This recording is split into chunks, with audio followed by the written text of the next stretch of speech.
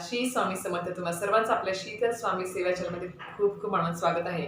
काल होता 19 सप्टेंबर गणेश चतुर्थी. सगळ्यांच्या घरी, सगळ्या भाविकांच्या घरी गणपती बाप्पाचं आगमन हे झालेलं असेल. अतिशय थाटामाटात ढोल ताशांमध्ये लेझिम असेल किंवा सांस्कृतिक जे काही गोष्टी आहेत त्या पद्धतीने नाच गा म्हणजे वाजत गाजत तुम्ही तुमच्या गणपती बाप्पाला घरी आणलं असेल. छान आरास देखील केली असेल, देखावा केला असेल. काय करून काय नाही असं झालं असेल तुम्हाला गणपती बाप्पासाठी. कारण की गणपती बाप्पा म्हणजे वर्षातून एकदाच आपल्या घरी येत असतात. 10 दिवसासाठी, कोणाच्या घरी 1.5 दिवसाचा असतो, कोणाच्या घरी 2.5 दिवसाचा, कोणाच्या घरी 5 दिवसांचा, कोणाच्या घरी 7 दिवसांचा, तर कोणाच्या घरी 10 दिवसांचा असतं. तर हाच गणपती बाप्पाकडे आपण काल म्हणजे मनापासून त्यांची काल आपण म्हणजे थाटामाटात त्यांना आपण विराजमान केला आहे. आपल्या घरी प्राणप्रतिष्ठापना केली असेल काही काही तर अशा प्रकारे गणपती बाप्पा आपल्या घरी विराजमान तर झालेले आहेत. आणि त्याचबरोबर तुम्ही गणपती बाप्पाकडे असं म्हणजे प्रार्थना करत असाल की हे गणपती बाप्पा की आमच्या आयुष्यातले सगळे दुःख, जे काही दुःख आहे, त्रास आहे ते दूर कर. त्याचबरोबर ज्या काही प्रापंचिक विवंचना आहेत त्या दूर कर आणि अधिकाधिक यश आम्हाला अधिकाधिक यश, सुख, समाधान आम्हाला मिळू दे. आमच्या कामामध्ये असेल किंवा आमच्या उद्योगधंद्यामध्ये असेल किंवा आमच्या इतर नोकरीमध्ये असेल, हे आम्हाला यश मिळू दे. आमच्या आयुष्यात सगळे दुःख संकट दूर कर. कारण की गणपती बाप्पा हे विघ्नहर्ता आहेत आणि हे विघ्नहर्ताच आपल्याला म्हणजे जे काही आपल्या आयुष्यामध्ये विघ्न आहेत ते विघ्नातून दूर करत असतात. तर त्याचबरोबर अशा प्रकारे आपण म्हणजे गणपती बाप्पाकडे आपण आता हे 10 दिवस तर प्रार्थना करणारच आहेत. आणि त्याचबरोबर काल तुम्ही प्रार्थना पण केली असेल की हे गणपती बाप्पा आता हे जे काही 10 दिवस आहेत म्हणजे गणेश चतुर्थीचे, हे 10 दिवस आमचे अतिशय छान जाऊ देत. आणि जे काही म्हणजे म्हणजे गणपती बाप्पाचं जे काही तुम्ही घरामध्ये प्राणप्रतिष्ठापना केली आहे, तर ते गणेशोत्सव जो आहे हा आपला 2023 जो गणेशोत्सव आहे तो अतिशय म्हणजे निर्विघ्नपणे पार पडू दे अशी आपण गणपती बाप्पाकडे प्रार्थना केलीच असेल. पण त्याचबरोबर तुम्हाला म्हणजे एवढंच म्हणून फायदा नाही आहे, म्हणजे एवढंच म्हणजे सगळं आपण जे काही प्रार्थना केली तर आहेच, पण त्याचबरोबर आपल्याला अजूनही काही सेवा करायला हव्यात. गणपती बाप्पा आले, त्यांची आपण प्राणप्रतिष्ठापना केली, घरात विराजमान झाले. पण कसं असतं ना, आपण गणपती बाप्पाला घरी विराजमान तर केलं आहे, पण त्याचबरोबर गणपती म्हणजे असा उद्देश नाही, गणपती बाप्पाला आपण घरी आणलं, त्यांना छान छान वेगवेगळ्या प्रकारे 10 दिवस मोदक केले, 10 दिवस छान पंचपक्वान्नाचे 3 टाईम त्यांना आपण नैवेद्य दाखवला. नंतर त्यांना आपण छान छान आरास केली असेल, देखावा केला असेल. नंतर त्याचबरोबर तुम्ही त्यांच्यासाठी इतर काही काही गोष्टी करत असाल ज्या तुमच्या म्हणजे तुम्ही करत असाल किंवा त्यांना इतर अजून आरत्या करत असाल दिवसातून 3-4 वेळेस. पण हे ज्या सगळ्या गोष्टी आहेत ते गणपती बाप्पानेच आपल्याला दिलेल्या आहेत सगळ्या गोष्टी. तर ह्या सगळ्या गोष्टींमुळे आपले गणपती बाप्पा हे खुश होणार नाही आहेत, त्यांना ह्या सगळ्या गोष्टी नको आहेत. तर हे बघा, प्रत्येक देवता, प्रत्येक असेल गणपती बाप्पा असेल किंवा इतर कुठलीही देवता ही मंत्राधीन असते. त्याच्यामुळे आपण जर घरामध्ये गणपती बाप्पा विराजमान झाले आहेत, नुसतं आणून त्यांना बसवलं आणि सकाळी फक्त आरती केली, संध्याकाळी आरती केली, 2 टाईम नैवेद्य दाखवला, मोदक केले, 10 प्रकारचे वेगवेगळे मोदक केले, असं एवढंच करून जमणार नाही आहे. त्याने गणपती बाप्पा तुमचे प्रसन्न होणार नाही आहे तुमच्यावरती. मग तुम्ही कितीही पंचपक्वान्नांचं निवेदन दाखवा, ते खुश होणार नाहीत. प्रत्येक देवता ही मंत्रदिन असते तुम्हाला सांगितल्याप्रमाणे. त्यामुळे मंत्र स्तोत्र हे घरामध्ये पठण झालेच पाहिजे. जर तुम्ही घरामध्ये गणपती बाप्पा विराजमान झाले 10 दिवस गणपती बाप्पा आले आहे, तर घरामध्ये जास्तीत जास्त मंत्र स्तोत्राचं पठण करा. तुम्हाला सगळ्यांनाच माहिती आहे की गणपती बाप्पांचं स्तोत्र जे अतिशय प्रिय आहे गणपती बाप्पांना, त्याबद्दलच आजच्या व्हिडिओमध्ये माहिती देणार आहे. आणि ते स्तोत्र म्हटल्यामुळे काय फायदा होणार आहे आणि त्याचबरोबर ती सेवा जी आहे ती म्हणजे गणपती बाप्पाची आपल्याला 10 दिवस कशी करायची आहे, इतर ह्या गोष्टी तर करायच्याच आहेत. आरती, नैवेद्य, मोदक असेल किंवा आरास असेल, ते सगळं तर करायचं आहे. पण त्याचबरोबर आपला मंत्र स्तोत्र, त्याच्याशिवाय कुठलीही देवता जागृत होत नाही, त्याच्यामध्ये देवत्व येत नाही आणि ती प्रसन्न देखील होत नाही. त्याच्यामुळे आपल्याला हे जे स्तोत्र सांगणार आहे मी तुम्हाला आता याच्या व्हिडिओमध्ये, नक्की तुम्ही व्हिडिओ पूर्ण बघा. त्यामुळे तुम्हाला ही सेवा कशी करायची आणि ती काय आहे ते पण नक्की कळेल. चला आता व्हिडिओला सुरुवात करूया. तर हे बघा, गणपती बाप्पाचं जे सगळ्यांना माहिती आहे की अथर्व शीर्षम, सगळ्यांना माहिती आहे अथर्व शीर्षम हे अतिशय प्रिय आणि गणपती बाप्पांना आवडणार हे अथर्व शीर्षमचं स्तोत्र आहे. तर ह्या अथर्व शीर्षमचं स्तोत्र आपल्याला 10 दिवस पठण करायचं आहे. जेवढी जास्तीत जास्त आवर्तने तुम्हाला अथर्व शीर्षाची करता येतील या 10 दिवसात, दिवसभरामध्ये रोज ते गणपती बाप्पासमोर बसून आसनस्थ होऊन मग आणि एकाग्रतेने भक्तिभावाने जेवढी जास्तीत जास्त आवर्तने करता येतील, 11 आवर्तने करा, नाही जमलं तर 1 करा, 5 करा, 6 करा, पण तुम्ही नक्की अथर्व शीर्षमचं या 10 दिवसामध्ये जास्तीत जास्त पठण करा.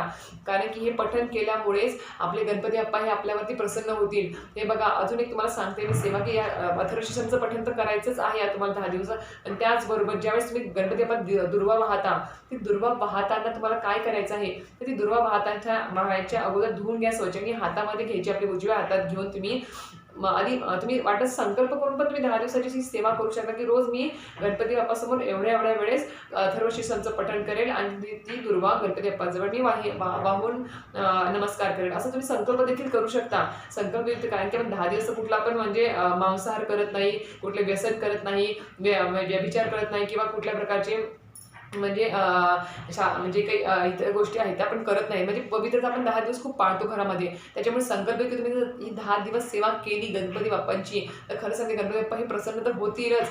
बाकीच्या गोष्टी तर आहेच, पण ह्या स्तोत्र मंत्रामुळे गणपती बाप्पामध्ये ती एक देवत्व निर्माण होईल आणि ते देवत्व निर्माण होऊन गणपती बाप्पा नक्की प्रसन्न होतील. आणि तुमच्या ज्या काही इच्छा आहेत, जे काही तुमच्या आयुष्यात दुःख, दैन्य, त्रास, अडचणी, प्रापंचिक विवंचना, संसारातील काही अडचणी असतील, दुःख असेल, ते सगळं दूर करण्यामध्ये गणपती बाप्पा नक्कीच मदत करतील. आणि नक्कीच गणपती बाप्पा हे विघ्न तुमच्या आयुष्यात सगळे दूर करतील, कारण की गणपती बाप्पा हे विघ्नहर्ता आहेत. तर त्याचबरोबर तुम्हाला सांगते मी, की तुम्ही संकल्प युक्त देखील ही सेवा करू शकता. नाव सांगायचं, गोत्र सांगायचं आणि 10 दिवस मी अथर्व शीर्षमची एवढ्यांदा म्हणून मी ही दुर्वा वाहणार आहे, असं मी ही सेवा करणार आहे, अशी तुम्ही संकल्प देखील करू शकता. तुमची जी काही इच्छा असेल ती इच्छा पूर्ण होण्यासाठी, किंवा नसेल कुठली इच्छा तर तुम्ही असंही म्हणू शकता 10 दिवस, चालेल, काही हरकत नाही आहे.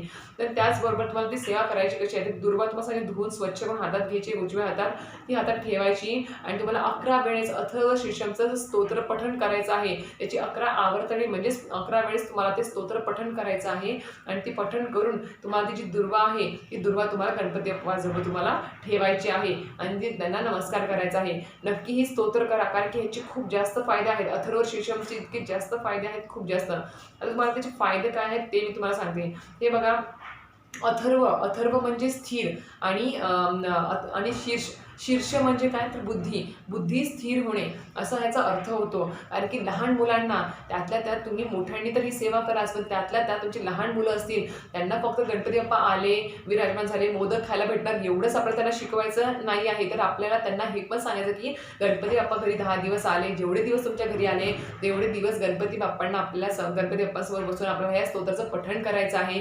त्यांना सुद्धा सवय लावा आत्तापासून, जेणेकरून येणाऱ्या प्रत्येक वर्षी किंवा रोज त्यांना हे अथर्व शीर्षाचं स्तोत्र पाठ होऊन जाईल आणि ते नक्कीच ही सेवा त्यांच्या हातून पण घडेल. आणि बोबडे का बोल असे ना, पण त्यांच्याकडून हे पठण करून घ्यायला सुरुवात करा. तुमच्या घरामध्ये त्यांच्यासमोर गणपती बाप्पासमोर आरती झाली किंवा आरतीच्या अगोदर थोडा वेळ स्थिर बसून त्यांच्याकडे स्तोत्र म्हणून घ्या. सगळ्या घरच्यांनी आरतीच्या वेळेस तर एकत्र असालच तुम्ही, तर त्यावेळेस एकत्रपणे सर्वांनी जर घरामध्ये हे स्तोत्र म्हटलं मोठ्या आवाजात, तर विचार करा काय ते म्हणजे घरामध्ये पवित्रता वाढेल आणि काय ते गणपती बाप्पा प्रसन्न होतील तुमच्यावरती आणि तुमच्या कुटुंबावरती. त्याच्यामुळे लहान मुलांसाठी पण ही सेवा आहे, असं नाही की मोठ्यांनीच करावी.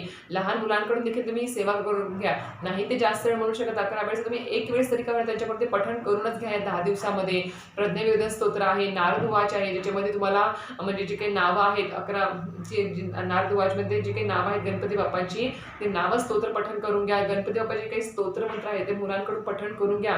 त्यांना शिकवा की गणपती बाप्पा आपल्याकडे 10 दिवस आले म्हणजे फक्त आले बसवलं असं नाही, 2 टाइम आरती केली असं नाही, तर आपल्याला त्यांचे मंत्र, स्तोत्र तसं सगळं पठण करायचं आहे, जेणेकरून गणपती बाप्पा ही बुद्धी देवता देखील आहे, तुम्हाला सगळ्यांना माहिती आहे. त्याच्यामुळे अथर्व म्हणजे तुम्हाला सांगितल्याप्रमाणे अथर्व म्हणजे स्थिर आणि शीर्ष म्हणजे बुद्धी स्थिर होणे, असं हे आहे. आणि ही जे अथर्व शीर्षम तुम्हाला त्याचे फायदे सांगते काय आहे. अथर्व शीर्षमचे फायदे काय आहेत, तर अथर्व शीर्षम हे संस्कृत भाषेमध्ये आहे आणि संस्कृत भाषेमध्ये जास्तीत जास्त प्रकारे तुम्हाला माहिती असेल की जोडाक्षरे असतात आणि जोडाक्षरे ज्यावेळेस आपण म्हणतो त्यावेळेस आपली जी जीभ आहे ती टाळूला लागत असते. जोडाक्षरे म्हणतात सर संस्कृत भाषेमध्ये, आणि अथर्व शीर्षामध्ये भरपूर जोडाक्षरे आहेत आणि ते म्हणताना आपली जीभ टाळूला लागणार आणि ती टाळूला लागल्यावरती त्यामुळे आपल्यामध्ये म्हणजे आपल्या शरीरामध्ये कार्डिझोन नावाचा स्त्राव निर्माण होतो आणि तो स्त्राव निर्माण झाल्यामुळे पेशींमध्ये आपल्या त्या स्त्रावामुळे खूप पॉझिटिव्हपणा निर्माण होतो. त्याचबरोबर या स्तोत्रामुळे मानसिक ताण कमी होतो. म्हणजे अथर्व शीर्षाचं तुम्ही पठण केलं 10 दिवसच नाही, रोज जरी पठण केलं गणपती बाप्पासाठी तुम्ही, तर त्याच्यामुळे मानसिक ताण खूप खूप कमी होतो आणि त्याच्यामुळे क्रिएटिव्हिटी वाढते. आपल्यामध्ये जी काही क्रिएटिव्हिटी आहे ती म्हणजे बाहेर पडते. ती क्रिएटिव्हिटी आपल्याला कळते की आपल्यामध्ये काय गुण म्हणजे लपलेले आहेत. त्याचबरोबर या अथर्व शीर्षामुळे काय होतं की लाळ जास्त प्रमाणात तयार होते. आपल्या ज्या तोंडामध्ये लाळेचं प्रमाण कमी असतं तर ते लाळ जास्त प्रमाणात तयार होते या अथर्व शीर्षाच्या पठणामुळे. त्याचबरोबर उच्चार स्पष्ट होणे, नंतर उच्चार पण स्पष्ट होतात. जे कोणी बोबडे बोलतात त्यांना स्पष्ट बोलता येत नाही किंवा कोणी तोतरेपणाने बोलत असेल, अडखळत बोलत असेल, त्यांनी या स्तोत्राचं नक्की पठण करा. मनोभावेने श्रद्धेने करा. बघा तुम्हाला फरक जाणवेल. याच्यामुळे तुमचे उच्चार देखील स्पष्ट होणार आहेत आणि तुमच्या बोलण्यामध्ये तुमच्यामध्ये एक पवित्रता निर्माण होते, एक म्हणजे आत्मविश्वास निर्माण होते या स्तोत्रामुळे. त्याचबरोबर तुमची पचनक्रिया देखील सुधारते. हे वैज्ञानिक पण फायदे आहेत. तेच तुम्हाला सांगते की आध्यात्मिक तर आहेच. मुलांना म्हणजे हे जर स्तोत्र पठण जर मुलांनी केले, लहान मुलांनी, तर त्यांना तर म्हणजे अभ्यासामध्ये आणि त्यांची बुद्धी तल्लख होण्यामध्ये पण देखील खूप जास्त त्यांना फायदा होणार आहे. त्याचबरोबर हे स्तोत्र म्हणजे अथर्व शीर्षम हे स्तोत्र रोज म्हटल्यामुळे एकाग्रता देखील वाढते. मोठ्यांना तर गरज आहे, पण लहान मुलांना खूप जास्त गरज आहे त्यांना त्यांच्या अभ्यासामध्ये. कारण की आजकाल मुलांचं एकाग्रता ही खूप कमी झाली आहे मोबाईलमुळे किंवा इतर गोष्टींमुळे. त्याच्यामुळे त्यांना एकाग्रता जर वाढवावी अशी वाटत असेल की थोडा वेळ त्यांना दिवा लावायचे वेळेस किंवा सकाळी असेल आंघोळ झाल्यावर त्यांना देवासमोर बसून, गणपती बाप्पासमोर बसून हे स्तोत्र पठण करायला लावाच. त्यांना स्तोत्र यायलाच हवे लहान मुलांना. कारण की हे बघा, आपण सेवा करतो पण आपले मुलं जर या सेवेमध्ये नसतील, आपल्या घरामध्ये तर मुलं वाईट वळणाला असतील, वाईट व्यसनाला असतील, तर त्याचा काही अर्थ नाही आहे. लोक तुम्हालाच नाव ठेवतील की आई वडील सेवा करतात आणि मुलं वाईट गोष्टींना लागले आहेत, मुलांना वळण नाही आहे. त्याच्यामुळे बालसंस्कार, तुम्हाला सगळ्यांना माहिती आहे की आपल्या केंद्रामध्ये बालसंस्कार वर्ग देखील भरतात. त्याच्यामध्ये सांगतात तर तुम्ही बालसंस्कार वर्ग तुम्हाला नाही जमत, ज्यांच्या गावामध्ये केंद्र नाही आहे किंवा बालसंस्कार वर्ग भरत नाही, त्यांनी घरच्या घर देखील हे स्तोत्र मंत्र लहान मुलांकडून तुम्ही पठण करू शकता. एक मास श्री स्वामी समर्थ मंत्र असेल किंवा आपण ज्यावेळेस अभिषेक करतो त्यांच्या हाताने अभिषेक करायचा, आपण मंत्र म्हणायचे. त्यांना शुभम करोती असेल किंवा सकाळी वक्रतुंड महाकाय असेल, गुरुर्ब्रह्मा असेल.